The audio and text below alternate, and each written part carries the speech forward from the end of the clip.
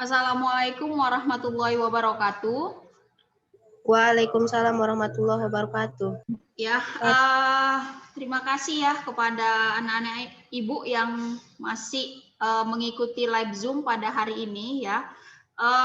Semoga hari ini kita semua dalam keadaan sehat walafiat. Oke, untuk materi hari ini kita hanya membahas tentang review saja ya.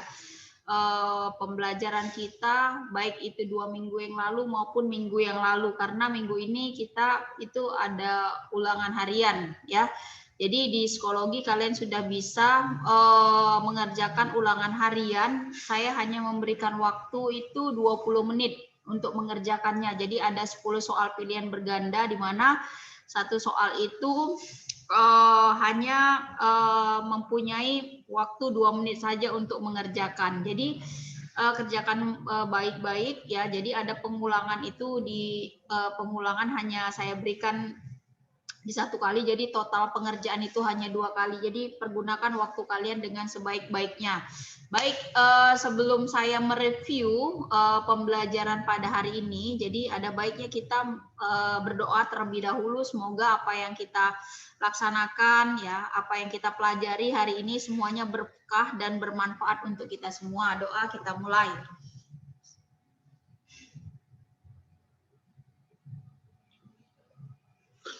Oke, doa selesai. Baik, langsung saja ya. Saya akan sedikit mereview untuk pembelajaran kita pada minggu-minggu yang lalu. Nah, ini sudah kelihatan ya. Sudah ya, PPT-nya udah kelihatan. Jadi materi kita itu tentang kedatangan saudara tua atau ya imperialisme bangsa Eropa ke Indonesia. Jadi kita bisa perkecil dengan tujuan pembelajaran kita, yaitu ingin menganalisis bagaimana kedatangan saudara tua di Indonesia. Mulai nanti yang akan kita bahas adalah penguasaan Kepulauan Indonesia, kemudian selamat datang saudara tua dengan istilahnya banzai-banzai, kemudian pembentukan pemerintahan militer, yang ini masih sangat sedikit sekali saya jelasin ya, karena akan saya gabungkan nanti di materi minggu depan, dan sampai dengan pemerintahan sipil dia. Walaupun nanti di sini ya minggu lalu itu teman kalian Prio itu sudah menanyakan sedikit tentang pemerintahan militer dan pemerintahan semi militer yang sudah ditanyakan sekilas saja. Itu akan kita jelaskan di minggu depan, karena hari ini kita hanya mereview saja. Nah, jadi ketika kita membahas tentang bagaimana ya Jepang itu mulai menguasai kepulauan di Indonesia, ketika ya Jepang itu menang perang ya. Pertama sekali Jepang itu menang perang terhadap Rusia.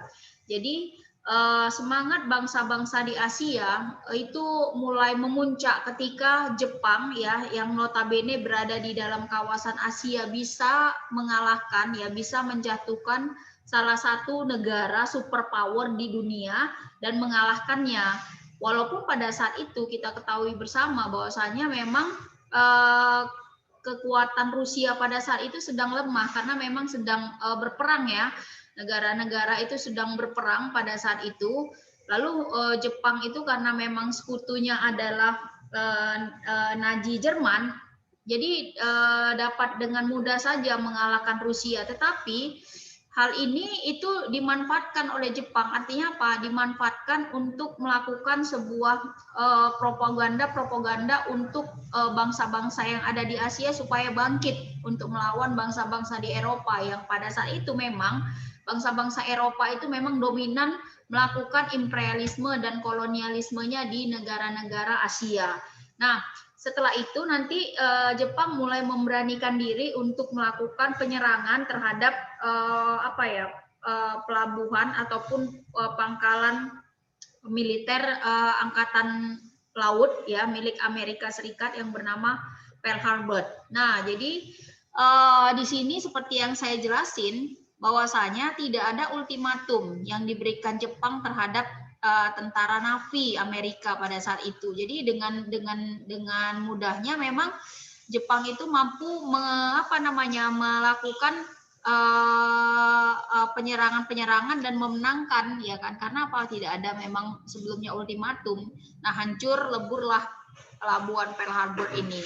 Nah, jadi ini berdampak bagi apa? Bagi kekuatan ataupun sekutu-sekutu dari Amerika Serikat yang salah satunya adalah Belanda. Jadi Belanda juga yang merupakan sekutu dari Amerika, itu kedudukannya sudah terancam juga pada saat itu. Ya, jadi memang incaran Jepang itu adalah mengincar negara-negara yang ada di Asia, ya, yang ada di Asia. Maka salah satunya adalah Indonesia.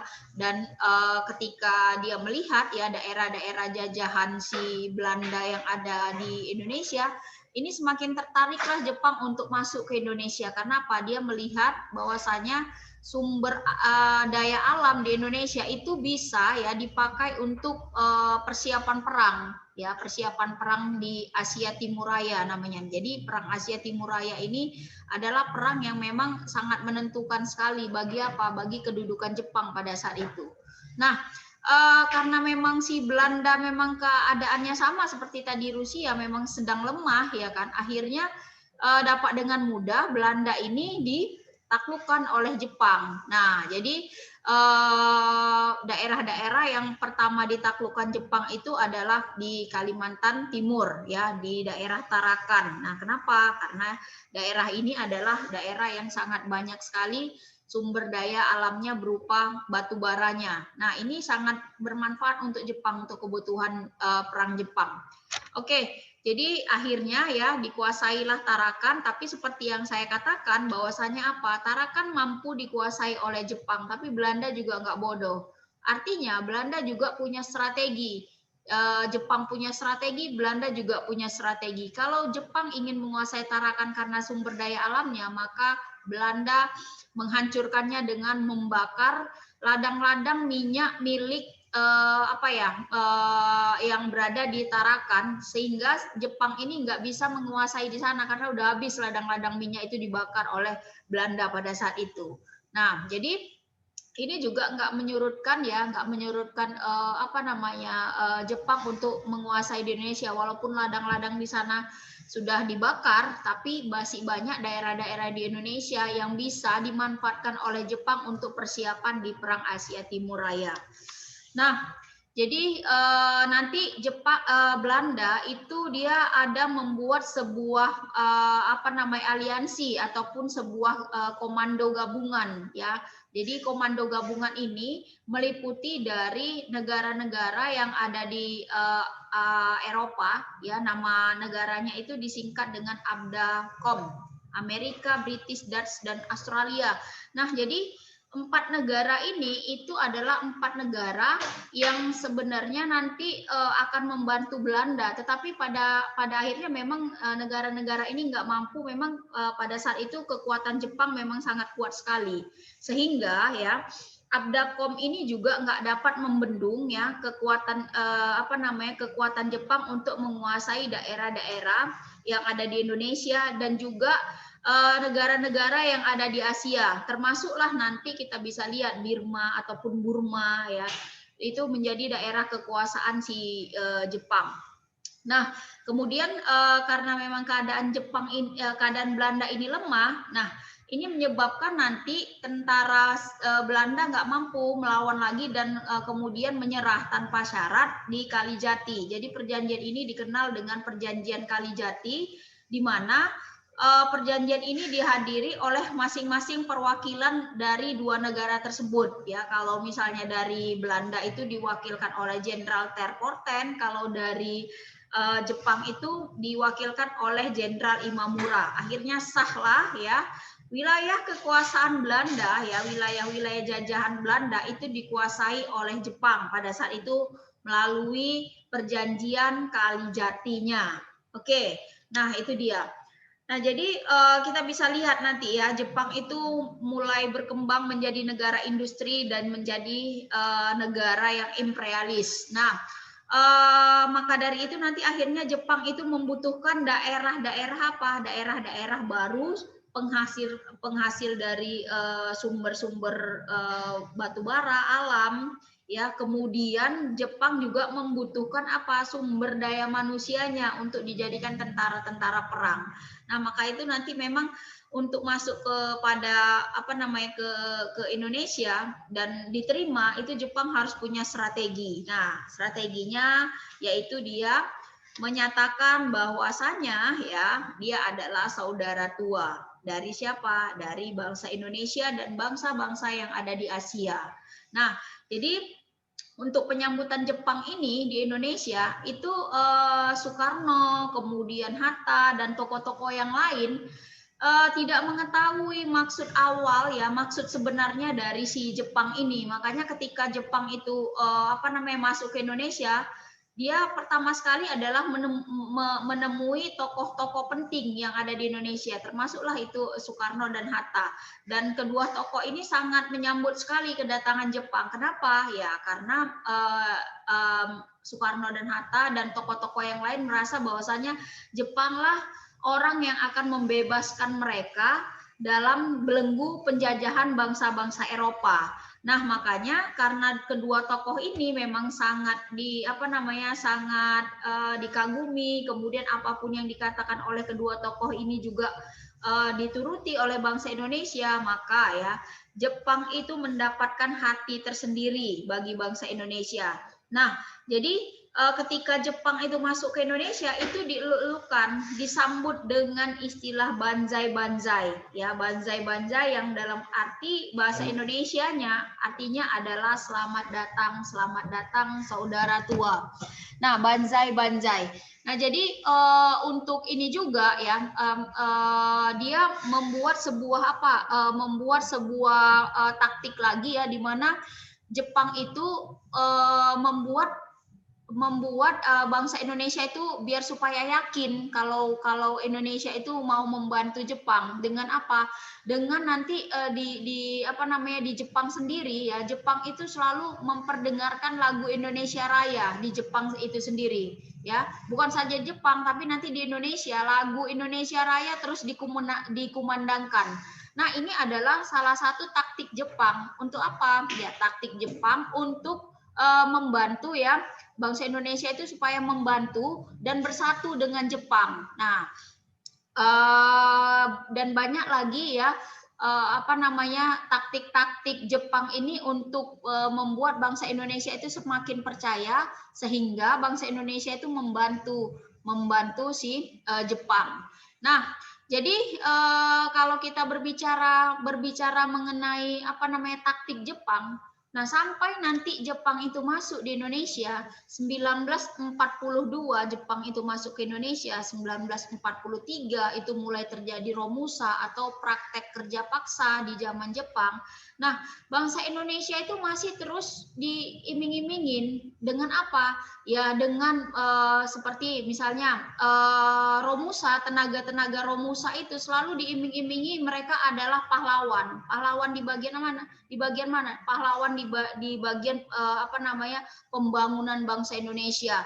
Selalu diiming-imingi. Jadi nanti ini saya nggak ada ya videonya, belum saya masukkan. Insya Allah minggu depan saya akan masukkan video di mana propaganda Jepang terhadap Romusa ini itu seakan-akan Romusa ini itu adalah pahlawan dan mereka mau melakukan kegiatan ataupun kerjanya tanpa ada paksaan awalnya, tetapi nanti lambat laun mereka merasa bahwasanya ini adalah tipuan dan yang disalahkan dalam hal ini itu bukan saja si Jepang ya, tetapi adalah Insinyur Soekarno. Kenapa? Insinyur Soekarno lah yang nanti mendrop banyak sekali Romusa untuk dipekerjakan karena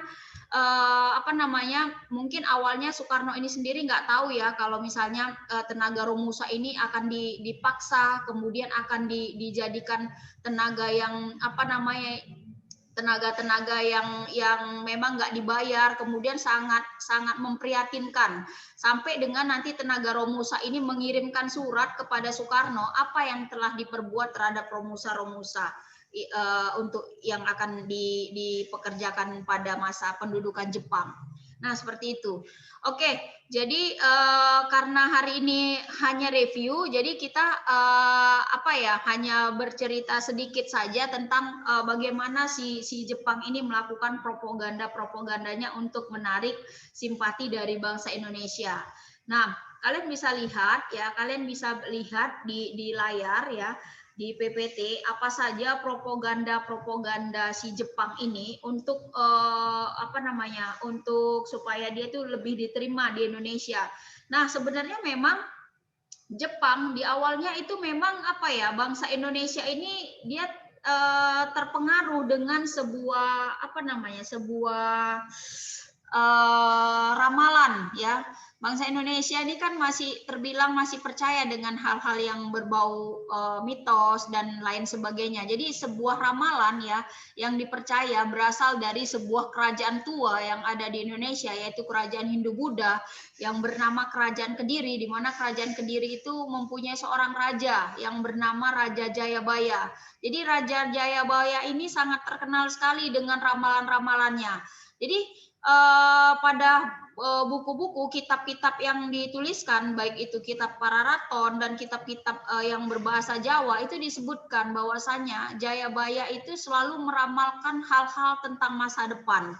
Dan semuanya itu terjadi, mulai dari peperangan yang terjadi di Kediri sampai dia bisa menerawang ya keadaan sampai di masa sekarang. Nah, salah satu ramalannya adalah tentang kedatangan orang-orang yang berkulit kuning. Yang dimaksudkan orang-orang yang berkulit kuning ini ya setelah ditelaah itu adalah bangsa Jepang ya. Jadi ramalan Jayabaya ini menyiratkan akan datang ya sebangsa orang-orang yang berkulit kuning, mereka itu datang namun usianya hanya seumur jagung ya. Bangsa kulit kuning ini akan menguasai daerah-daerah yang ada di Nusantara, tapi masanya hanya seumur jagung. Artinya kalau kita berbicara mengenai seumuran jagung itu sangat-sangat singkat. Nah, jadi ramalan ini dipercaya oleh bangsa-bangsa, oleh daerah-daerah yang ada di Indonesia, termasuklah orang-orang Jawa, percaya tentang ramalan ini. Nah, jadi mereka itu tidak menelaah bahwasannya akan datang orang yang bangsa kuning dan menguasai dengan seumur jagung. Nah, pikiran mereka ya, seumuran jagung ini memang sebentar, namun ini adalah penolong mereka. Jadi asumsi masyarakat Indonesia pada saat itu khususnya adalah masyarakat Jawa, bangsa ini yang akan menolong siapa? Menolong bangsa Indonesia dari belenggu. Nah, makanya ya ketika ramalan ini kemudian dikait-kaitkan dengan kedatangan bangsa Jepang pada saat itu, artinya orang-orang yang ada di Indonesia, khususnya orang-orang Jawa itu menerima kedatangan Jepang, apalagi ya diperkuat dengan keputusan-keputusan ataupun penguatan-penguatan dari Soekarno dan tokoh-tokoh tua lainnya yang ada di Indonesia. Nah, ini propaganda ya, saya ulangin lagi, Jepang itu merupakan saudara tua, kemudian Jepang itu selalu memperkenalkan semboyan 3A atau Nippon Cahaya Asia, Nippon Pemimpin Asia, Nippon Pelindung Asia.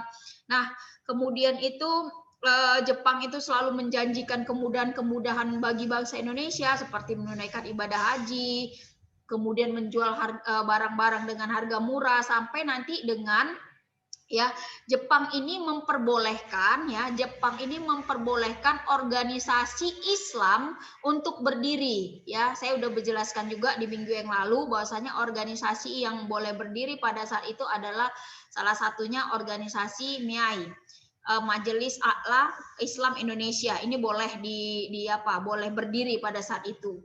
Kemudian nanti ya Jepang itu memperbolehkan pengibaran bendera merah putih, tetapi harus beriringan atau bersamaan dengan bendera Hinomaru ya, atau bendera Jepang.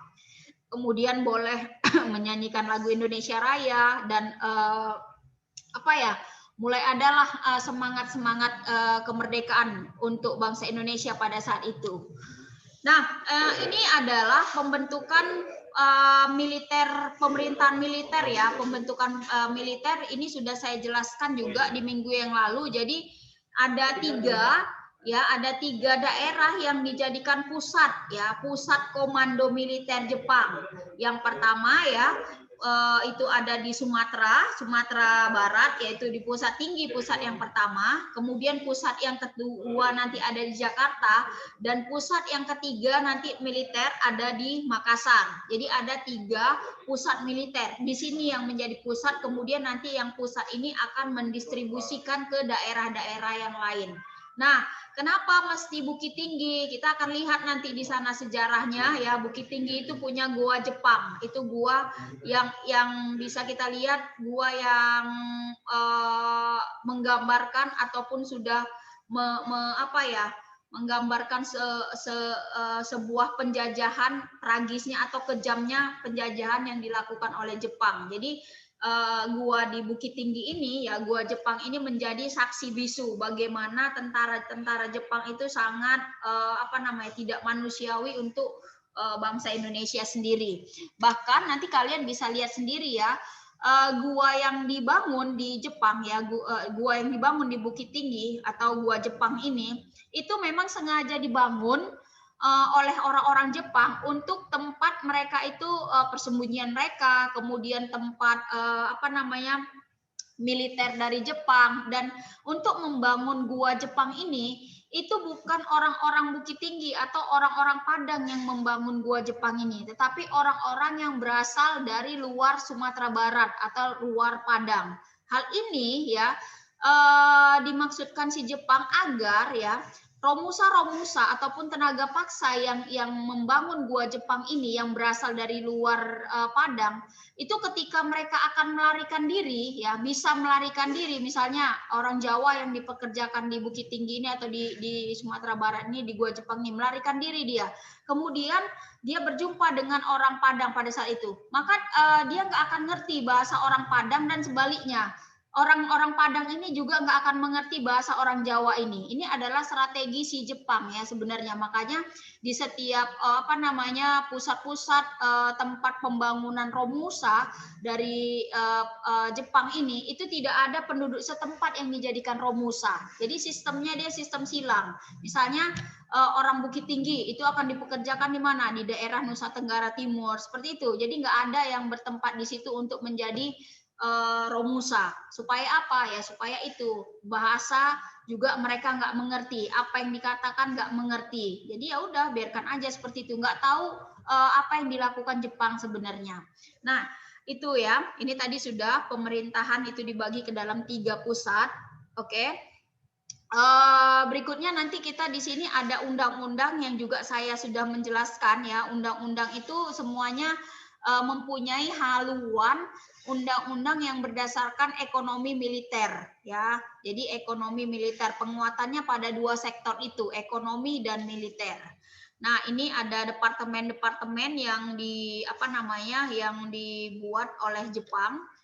Nah, kemudian nanti ini ada polisi militer ya, pemerintahan sipil juga seperti biasa. Nanti ini sudah saya jelaskan di minggu yang lalu.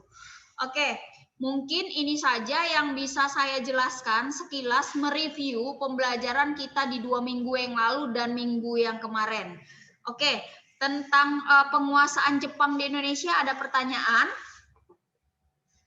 Ada pertanyaan? Ya? Mustaqim?